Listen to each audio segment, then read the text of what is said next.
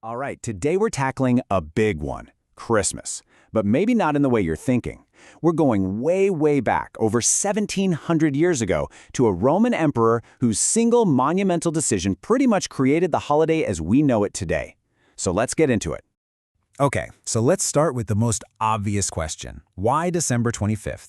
I mean, if you go looking in the Bible for that date, well, it's just not there. The real story? It's so much more interesting. It's a wild tale that weaves together a brutal battle for the Roman Empire, a mysterious vision in the sky, and, yeah, a massive festival for a pagan sun god. To really understand how this all went down, we've got to rewind the clock. Picture it, the Roman Empire, early 4th century. And things are not going well. The whole empire is kind of teetering on the edge, facing all these deep internal crises. And at the exact same time, there's this new faith that's just exploding in popularity. And when I say not going well, I mean it was a total mess. Politically, it was fractured. You had multiple rival emperors all fighting for control. The economy was in the tank. We're talking crazy inflation and crushing taxes. And people were getting restless. Soldiers, farmers, you name it. Rome was desperate for something, anything, to hold it all together. So while the official empire is starting to crumble, this underground movement is doing the exact opposite. It's thriving. Now you gotta remember, Christianity was still illegal. Its followers were often persecuted for refusing to worship the Roman gods. But its message, this idea of salvation, community, and hope, was incredibly powerful. And it was spreading like wildfire, especially among people who felt left behind by the empire. And here is the key contrast, you see. On one side, you have the Roman state, fragmented, chaotic, and unstable. On the other, you have the Christian church, which, even though it's illegal, is remarkably well organized. It had bishops maintaining order, it provided a kind of social welfare system, and it built this incredible sense of community. It was basically becoming a parallel power structure. Okay, so this is where our main character enters the story. Constantine. He's a brilliant general, a super ambitious politician, and he sees what's happening. He sees the failing empire, and he sees this rising organized faith. And he decides to make a gamble, a massive, history-altering gamble that would change everything. And get this, it all happens incredibly fast. In 312 CE, right before a huge make-or-break battle, Constantine supposedly has a vision. He goes on to win that battle, securing control of Italy, and then, boom, just 1 year later, he co-issues the Edict of Milan, which totally changes the game for Christians across the entire empire. This is it. The legendary message he supposedly saw in the sky, right alongside a Christian symbol. Can you imagine?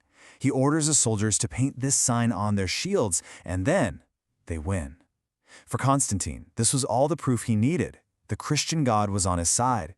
This was the moment, the dramatic turning point where he publicly tied his destiny to this new faith. Which brings us to the million-dollar question. Was this a genuine act of faith, or was it just a brilliant political calculation? Historians still debate this. The evidence, well, it kind of points in both directions.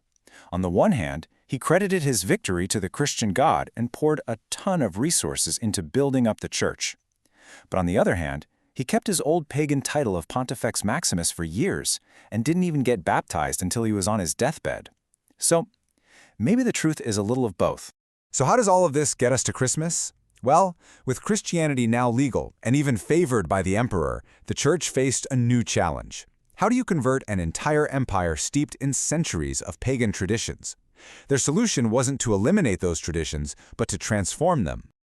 You have to understand, the Romans already loved a good winter party. The most popular was Saturnalia, a week-long bash full of feasting and gift-giving.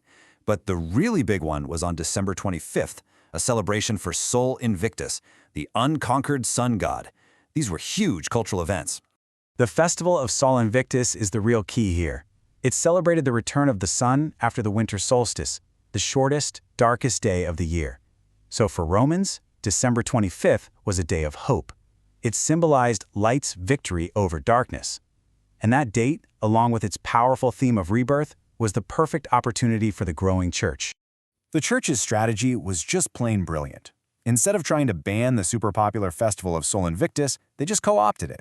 They reframed December 25th as the birthday of Jesus, calling him the light of the world. It's a perfect parallel to the rebirth of the sun, right? And they let all the popular traditions continue, the feasting and the lights, the gift-giving, just under a new Christian banner. It was a totally seamless cultural transition. But this whole thing wasn't just about a holiday. Constantine's embrace of Christianity created a powerful new alliance between the church and the state. And that alliance would fundamentally reshape not just the empire, but the entire future of Western civilization. Because of Constantine's support, the church became a political powerhouse.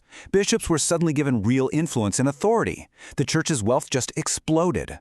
And for the first time, Christian morality actually started being written into imperial law. This fusion of religious and political power created a whole new model of how to govern.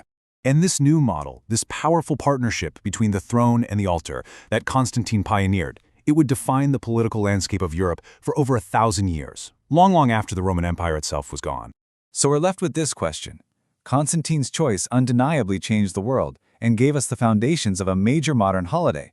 But was it driven by a divine vision on the battlefield? Or was it the most successful political rebranding in history? Maybe the truth is, it was both.